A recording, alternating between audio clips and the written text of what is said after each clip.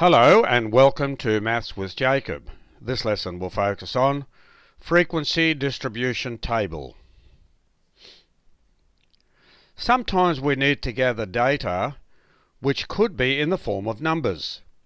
These may be test scores, cricket scores, number of goals scored, etc.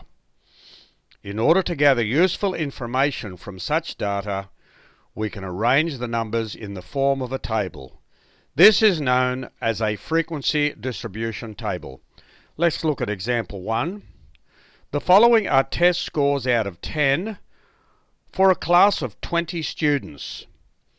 So here are the 20 scores. We see that the first number here is a 5. So what we do, we go to the tally section and we do one stroke. The next one is a 7. We go to the 7 with a 7 and we do one stroke. And we keep going for all of the numbers one at a time in a systematic manner. And this way you are guaranteed to include every single number if you take your time, so you won't miss any numbers.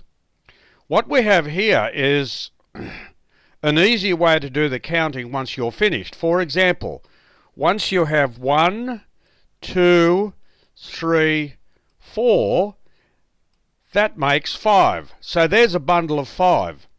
So for example, when you're counting at the end, that's 5. Over here, that's 5 plus 1 to give you 6. And that's how you put all the numbers in. We can now answer some questions on the next slide.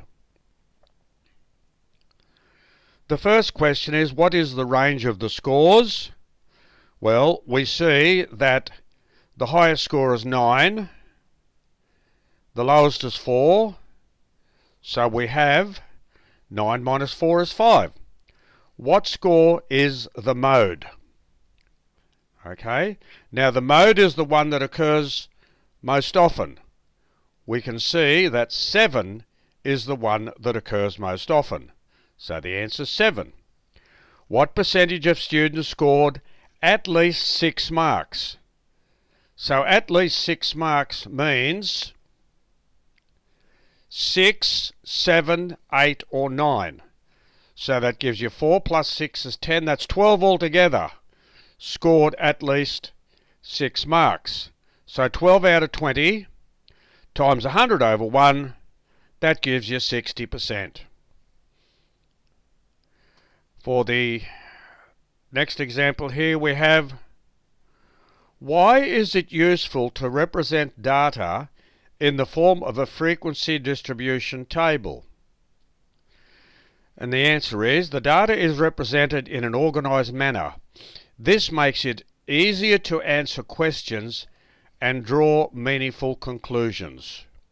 So that's why it's so easy to represent it this way, because you can quickly answer questions.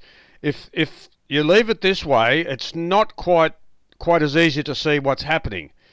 This is much better. This representation is much easier. Number 2, why are tally marks useful?